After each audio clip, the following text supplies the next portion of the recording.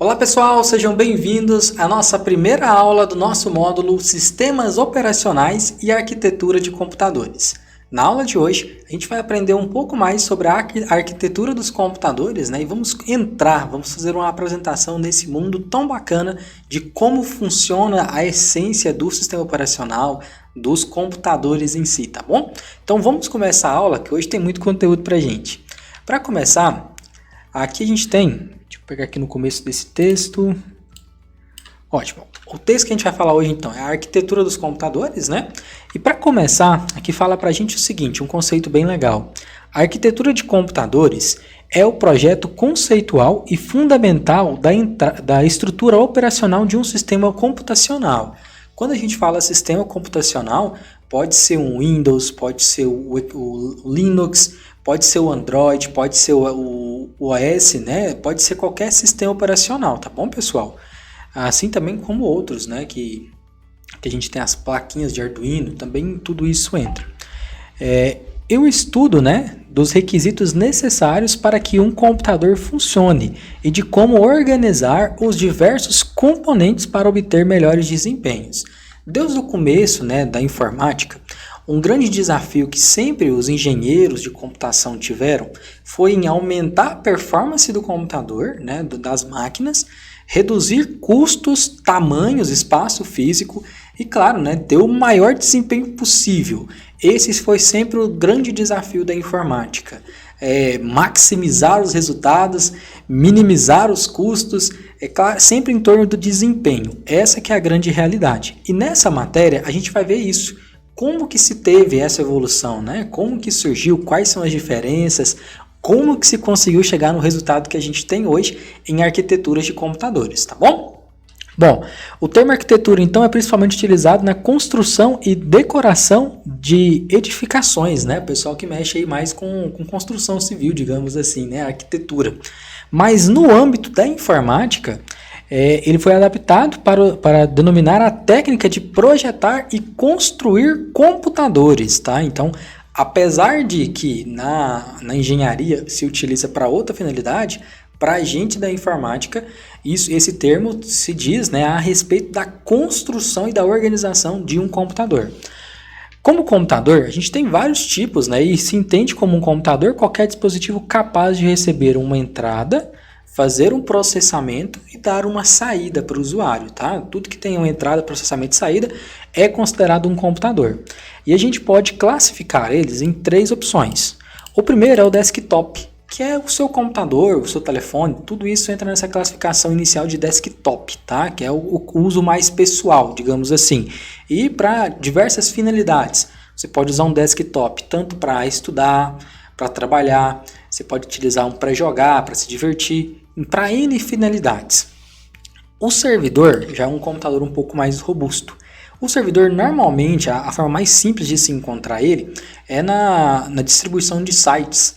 Então, um site, quando você navega, que você entra, por exemplo, no YouTube, que você está vendo esse vídeo agora, por trás do YouTube tem um servidor que é responsável, né? Ou não, são vários que por questão de segurança, mas tem um servidor que é o responsável por guardar essa informação.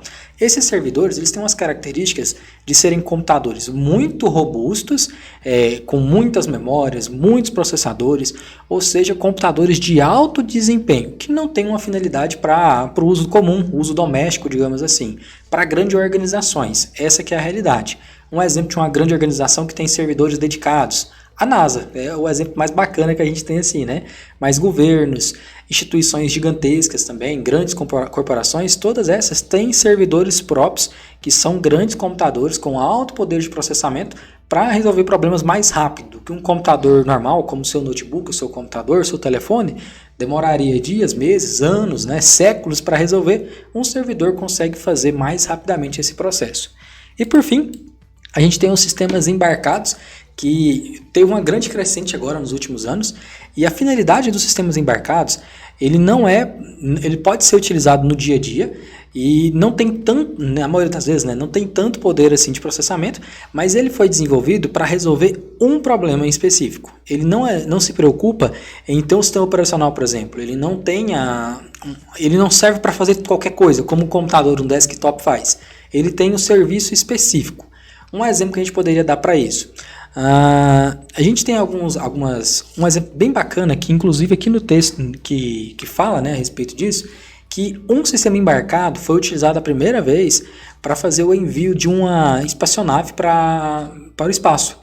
E para fazer esse envio, não poderia ter um computador com Windows ou Linux só, que daria para fazer qualquer coisa. Foi criado um sistema embarcado com a única finalidade para aquilo, não servia para mais nada, tá? Pode-se ter um outro exemplo também de sistema embarcado, se for fazer uma automação em algum equipamento.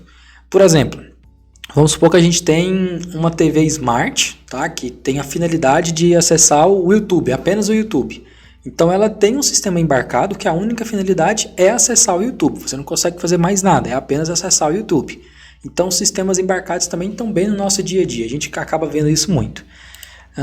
Ok, então esses são os tipos, né, de arquiteturas que a gente tem e como a gente pode classificar eles. Também a gente tem agora uma separação bem importante, que são os computadores analógicos e os computadores digitais. Essa parte ela é muito importante que a gente entenda o que é um computador analógico, um computador digital ou um sistema analógico, um sistema digital, para que a gente comece a entender o avanço que se teve da informática.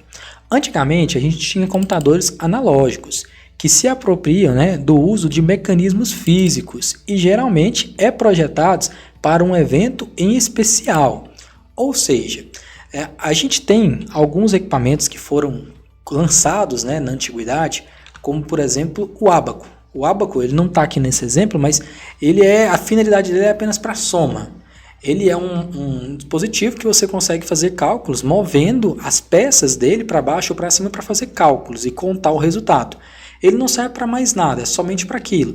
E ele só funciona porque as grandezas que existem nele são contáveis e elas não têm outra finalidade. Aqui a gente tem um exemplo dessa imagem, desse equipamento. Esse equipamento é o mecanismo de Antikythera e esse mecanismo ele foi encontrado no início do século XX. E para que ele servia, né? O que ele fazia? Assim como o ábaco, ele também fazia operações matemáticas, apenas. E vocês conseguem ver aqui na imagem que ele tinha várias engrenagens, que essas engrenagens eram as responsáveis por fazer os cálculos. Mas como, professor Igor, como que fazia os cálculos, né?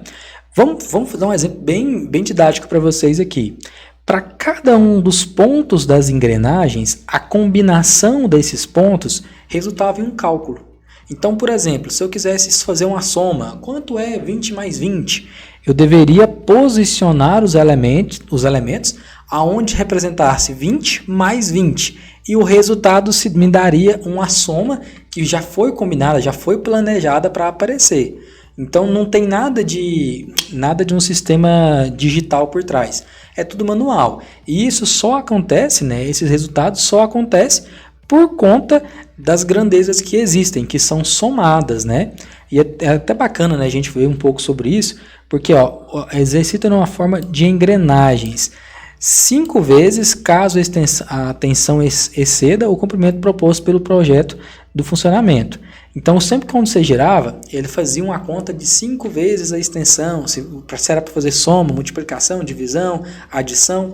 Então, tinha toda uma lógica por trás que você tinha que fazer essas combinações para ter o resultado que você queria. E já nos computadores que não são analógicos, que são os digitais, que é o da atualidade que a gente tem hoje, eles surgiram com o nascimento do ENIAC, que foi o primeiro computador que foi surgido lá durante a Segunda Guerra Mundial.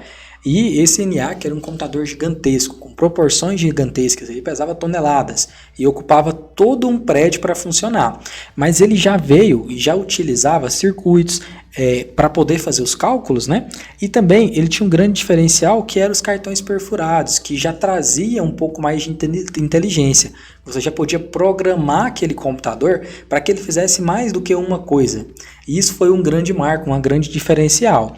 Um cálculo que você gastaria, por exemplo, 10, 20, 15 minutos para fazer nesses instrumentos que não são digitais, são analógicos, nos instrumentos que são digitais, a gente consegue fazer em frações de segundos, porque você não tem que fazer todo girar engrenagens, não tem que se preocupar com meios físicos, apenas com meios digitais. E isso traz mais agilidade e também, com agilidade, uma assertibilidade muito grande. Esse também era um grande problema dos computadores que eram analógicos.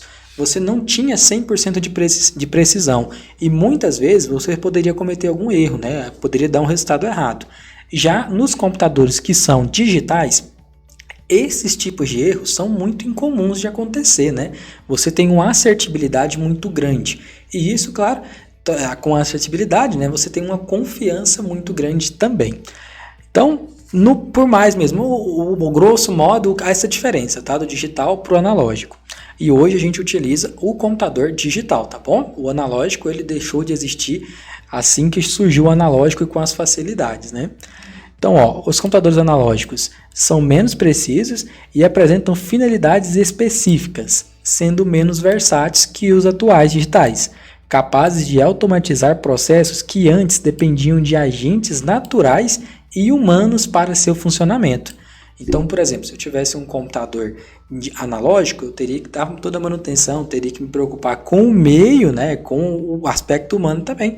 E o digital a gente não precisa disso, é um pouco mais fácil e muito mais rápido também, tá? Bom, esse era o conteúdo da aula de hoje, desse tema tão bacana que é a arquitetura de computadores, né, sistemas operacionais e suas arquiteturas. E a gente deu só uma pequena pincelada na apresentação.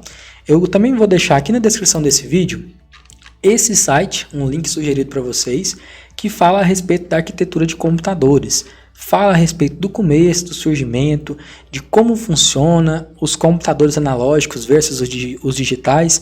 É uma outra perspectiva para que vocês também tenham uma segunda opinião do tema. É um tema muito rico. Aqui a gente tem uma imagem bem legal do ENIAC que eu comentei com vocês. Olha o tamanho dos componentes, o tanto de cabo, de fiação que era preciso para se ter um computador. Imagina o quanto difícil era manipular isso, né? E vocês conseguem ver aqui na imagem que tem 4 pessoas, mas na verdade eram mais, que precisavam estar ao mesmo tempo trabalhando para fazer o uso do ENIAC. Olha também para vocês verem, mais uma complexibilidade. Então, assim, é bem bacana, façam a leitura desse material, vão ajudar bastante vocês, e aqui está bem aprofundado de como era e até onde a gente conseguiu chegar, tá? Nas próximas aulas a gente vai continuar vendo esse assunto, é um assunto bem bacana e a gente vai aprender muito ainda sobre os sistemas operacionais. Eu espero vocês na próxima aula, não se esqueçam de deixar o comentário, a curtida, seguir o nosso canal, que é muito importante também, tá bom? A gente se encontra então na próxima aula, qualquer coisa, estamos à disposição de vocês. Muito obrigado e até lá!